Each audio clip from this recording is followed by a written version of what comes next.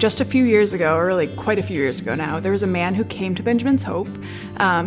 He has autism, and he actually typed an entire speech to us about what his experience was having autism and how he communicates through typing. While he was talking, I was realizing that I had worked here for a few years, and I had been speaking to the people who lived here with kindness, but not with respect, and that those were two different things. Something he shared with us was just that people would be nice to him, but they wouldn't talk to him like he was an adult, and he was a man. And I was realizing that I myself was also speaking with kindness. I was being nice to the people I worked with, but I had kind of assumed that I knew better, or that they maybe just didn't know a lot because of their disability. And what I learned from that experience was that was wrong.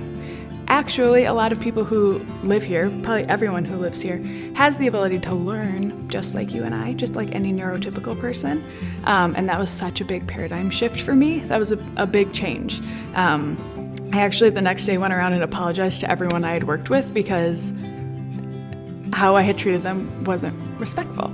And it came from not knowing, but once we know better, we have to do better. And I think Benjamin's Hope as a whole has done a great job of teaching that.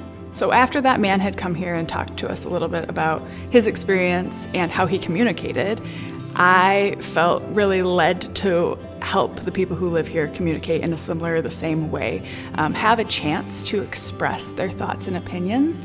I'd worked with the people here for so long, considered them friends, and then realized I had an opportunity to help them express actually what they thought, and I could deepen those friendships even more.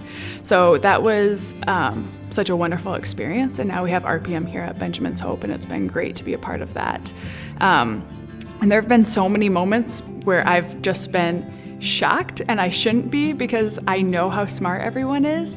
But just to hear the thoughts and opinions of people that you've worked with for a long time and not had the chance to, and then to hear those moments are just so, it's just amazing that people can learn to communicate and control their body enough to get their thoughts out. It's such a hard process. So there's quite a few stories that I could talk about. One of my favorites is one of my students asked me if he could learn more about thermodynamics, which I don't know what thermodynamics is.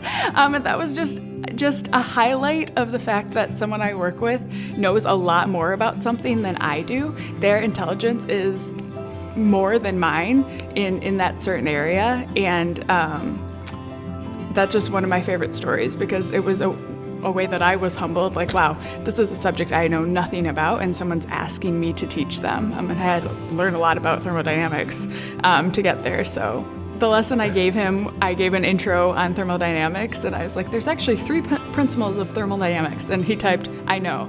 And then he typed the 3 ones, and I was like, oh, shoot, this lesson, you know everything about this lesson already. I have nothing new to teach you today. You already know more about this than me. I'm gonna have to dig even deeper, so. Just thinking about the greatest commandment and loving your neighbor as yourself, just thinking about how you wish people would talk to you or respect you, how you love yourself, giving that to other people, I think is just, it's what God calls us to do, but it's also our value here. So to learn about the intelligence of others, even when people might look or seem different from you, but then to still give them the same respect, even if maybe they can't tell you what they know, I think is just living into loving them like you would love yourself. So it's the greatest commandment. I think that's kind of why it's important.